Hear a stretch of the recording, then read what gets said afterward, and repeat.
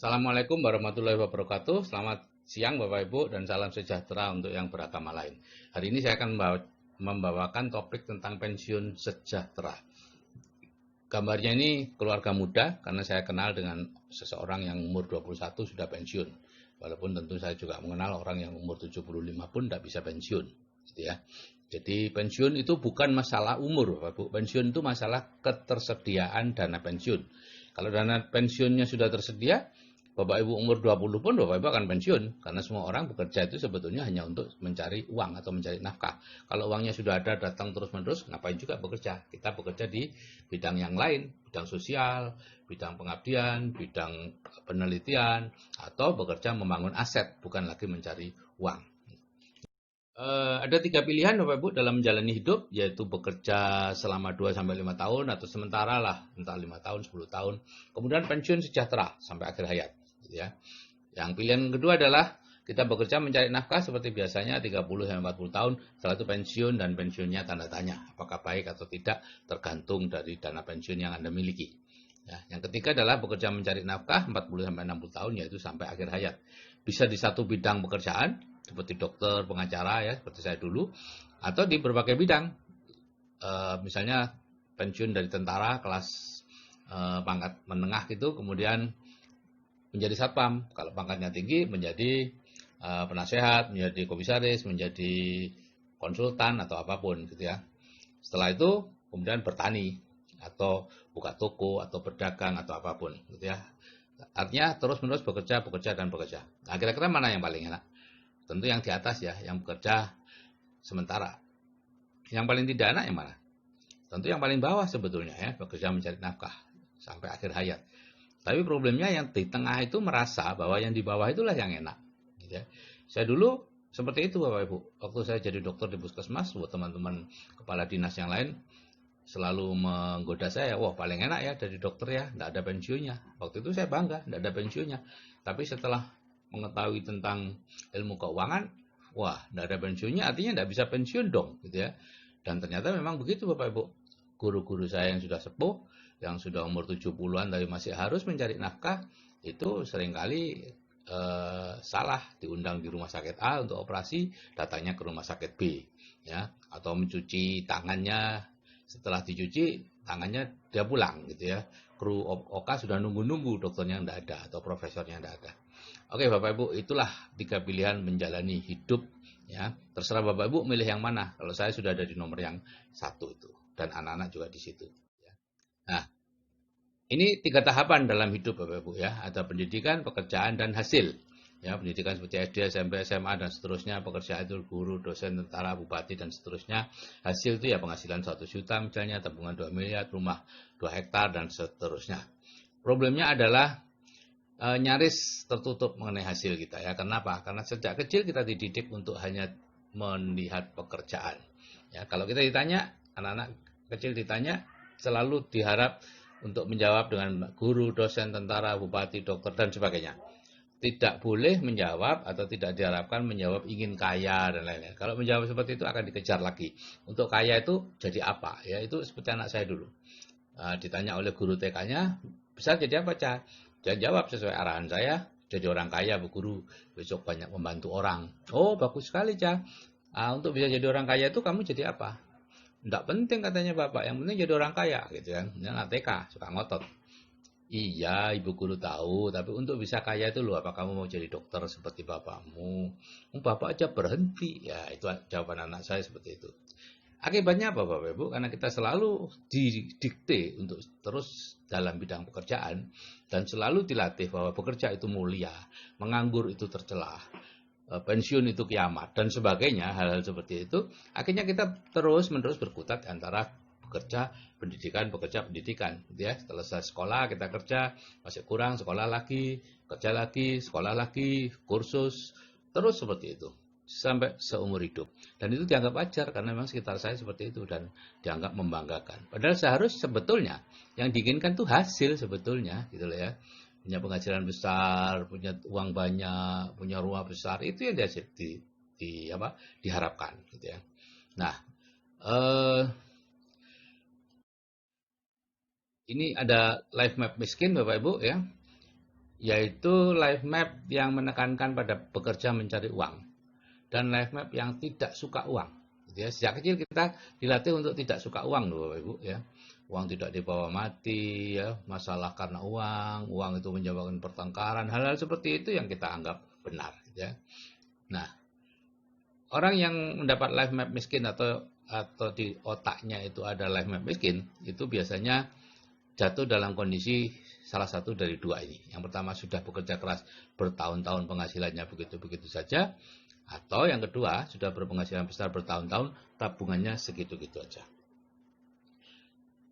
Kalau kita punya uang kecil, uang sedikit ya, tidak sedikit, banyak pun ya, pokoknya punya uang lah yang belum jelas penggunaannya, maka Bapak Ibu akan mendapat dorongan yang luar biasa untuk menghabiskan uang itu. Tiba-tiba saja muncul hal-hal yang tadinya tidak terpikirkan ya, lantai yang baik-baik saja selama ini tiba-tiba nampak kusam yang nggak perlu diganti ya. Ruangan yang sebenarnya cukup gitu ya, tiba-tiba kurang luas ya, sehingga ditambah kamar ya, karena merasa kalau hari raya kan penuh, padahal hari raya itu cuma setahun sekali gitu ya, dan orang pulang kampung hari raya itu senang kalau desa-desaan malahan gitu ya. Tapi selalu ada ide yang tidak bisa Bapak Ibu cegah, sehingga dikatakan bahwa rumah adalah penghisap kekayaan kita nomor satu, karena semua uang kita masuk ke rumah. Rumah tidak pernah jadi selama Anda punya uang. Rumah Anda akan terus-menerus akan Anda perbaiki dan itu menghisap kemampuan keuangan Anda. Ya. Kemudian kalau Anda mencoba untuk melakukan sesuatu sesuai passion, sesuai minat dan sebagainya, pada akhirnya Anda akan jatuh dari satu ke dua. Tidak akan kemana-mana. Gitu ya. Bapak Ibu, semua ini berawal dari pikiran. Ya, kenapa semua bisa terjadi, kenapa Bapak Ibu terus-menerus harus bekerja, kenapa tidak pernah atau jarang sekali bisa punya uang banyak, meskipun sudah menghasilkan uang banyak, tetap aja tidak punya uang gitu ya. Karena semuanya berawal dari pikiran. Dari pikiran kita akan munculkan tindakan-tindakan tertentu, tindakan yang diulang-ulang jadi kebiasaan, kebiasaan yang terus-menerus dilakukan jadi karakter, dan karakter itulah yang akan jadi nasib kita. Jadi nasib Bapak Ibu sekarang ini bukanlah takdir Bapak Ibu, ini hanya sekedar hasil cara berpikir kita yang lalu ya. Saat ini cara berpikir kita kan seperti tadi saya katakan, yaitu bekerja keras mencari nafkah. Ya, bekerja kerasnya betul, mencari uangnya yang salah. Seharusnya bekerja keras membangun aset atau membuat pabrik uang yang menghasilkan uang terus-menerus untuk kita. Itu ya. Nah, jadi kalau Bapak Ibu ingin merubah ya atau berubah cara berpikirnya sekarang dari berpikir bekerja mencari uang menjadi berpikir bekerja mencari nafkah, dari sibuk terus berpikir menjadi santai, dari mencari uang terus berpikir menjadi uang yang datang terus, maka 5-10 tahun yang akan datang nasib Bapak Ibu juga akan berubah dengan sendirinya ya. Bapak Ibu akan dipertemukan dengan orang yang tepat di saat yang tepat sehingga sesuai dengan apa yang ada di pikiran Bapak Ibu ya. Nah, di pikirannya dirubah, maka nasibnya juga akan berubah. Untuk bisa merubah cara berpikir, kita perlu melakukan yang disebut reprogramming pikiran bawah sadar, gitu ya. Karena di dunia ini Bapak Ibu biasanya yang dikabulkan itu bukan keinginan kita, tapi kebutuhan kita. Nah, problemnya adalah yang disebut kebutuhan itu banyak orang yang tidak tahu bahwa yang disebut kebutuhan itu adalah segala sesuatu yang tersimpan di pikiran bawah sadar. Ya, yang merupakan 90% dari pikiran kita. Sedangkan keinginan itu hanya ada di pikiran sadar yang hanya 10% dari pikiran kita. Sehingga kita mintanya A, dapatnya B. Ya, minta punya banyak uang, dapatnya banyak hutang, gitu ya. Minta ya apa saja, minta kaya dapatnya miskin dan seterusnya. Seperti itu. Ya. Itu harus dilakukan reprogramming Bapak. Pola pikir miskin direprogramming ya jadi pola pikir kaya. Caranya apa? Ya diisi dengan pola pikirnya orang kaya. Ya, kalau zaman dulu Bapak Ibu, untuk bisa memiliki pola pikir orang kaya, orang harus merantau dulu. Ya, keluar dari rumah, ya, punya cita-cita merantau ke kota besar gitu ya, kemudian magang ke orang sukses, baru bisa kaya. Kalau sekarang tidak perlu Bapak Ibu ikut seminar orang kaya, yaitu seminar-seminar yang pembicaranya orang kaya, ya, bukan seminar teknis ya Bapak Ibu, jangan kebalik. Selama ini Bapak Ibu yang Bapak Ibu paling suka adalah seminar teknis, seminar yang membuat kita terus-menerus bekerja lebih keras lagi, ya. Cara ini ya, cara membangun bisnis online, cara manajemen UKM atau beternak lele, ya, atau cara membeli rumah tanpa uang, yang memiliki rumah tanpa uang, cara berdagang, apa saja lah, pokoknya cara itu adalah seminar teknis yang memperkuat pola pikir miskin kita, ya. Buku dan CD juga seperti itu, ya, bukan buku-buku tentang beternak lele dan lain-lain, tapi buku-buku inspirasi, ya. Sehingga dikatakan bahwa kalaupun Anda ikut seminar, baca buku dan CD, sepanjang itu pilihan Anda sendiri, Anda tidak akan berubah. Ya, kalau mau berubah, cari mentor, lakukan hal-hal yang ditunjukkan mentor, yang semakin Anda tidak sukai, harus semakin Anda lakukan. Jadi Bapak Ibu, kalau Anda punya mentor Anda pasti menunjukkan hal-hal yang tidak Anda sukai. Tapi itulah yang bisa merubah Anda. Hal-hal yang tidak Anda sukai. Ya, Anda harus melakukannya dan belajar menyukainya. Kenapa? Karena hal-hal yang tidak Anda sukai itulah hal-hal yang belum ada di pola pikir Anda. Jadi Anda harus mengadakannya dengan cara lama-lama menyukai. Dan di grup, saya punya grup Bapak Ibu, grup namanya grup WA Building the Dream. Ya, mungkin sebagian yang mendengar ini sudah masuk di situ. Ya, di grup WA Building the Dream itu ada 2 audio hipnoterapi. Yang pertama memiliki penghasilan pasif 100 juta sebulan, yang kedua kehidupan dengan penghasilan pasif 100 juta sebulan. Ya, dua-duanya perlu didengarkan untuk meningkatkan plafon rezeki dalam waktu 21 hari. Ya, kalau masing-masing mendengarkan 1 kali, 21 hari. Kalau masing-masing 2 kali sehari, ya 11 hari. Pokoknya masing-masing 21 kali lah untuk didengarkan ini. Ya.